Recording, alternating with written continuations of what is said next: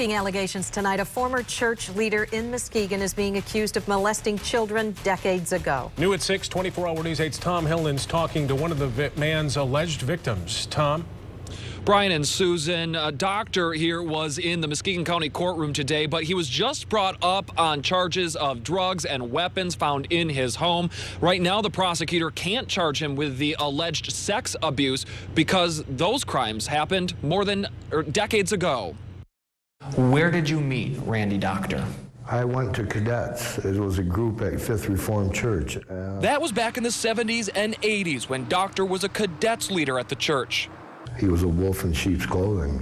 He used the church as hunting grounds, and we were his prey.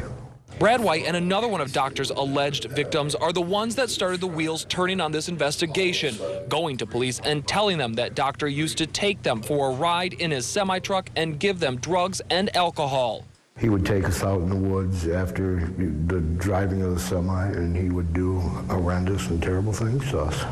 White says after the abuse, the only way he knew how to cope was with drugs and alcohol. It would eventually catch up to him. The drugs that he gave us, I ended up giving someone else a prescription drug, and they died, and I spent 18 years of my life in the Department of Corrections for it. Doctor's defense attorney tells us his client cannot be charged with the alleged sexual assaults because the statute of limitations has run out. It's true that while the law recently changed to remove any time limit for charging criminal sexual conduct first degree, that new law would not apply to Doctor's case. The statute had already run out on his alleged crimes before the changes to the law. That is why White spoke with us today to encourage other potential victims to come forward.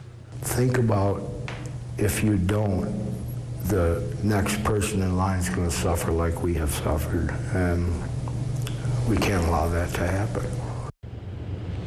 Now, White says he is seeking counseling, which has helped him get his life back on track. As to how many potential victims we're talking about here, White says he can think of up to 10.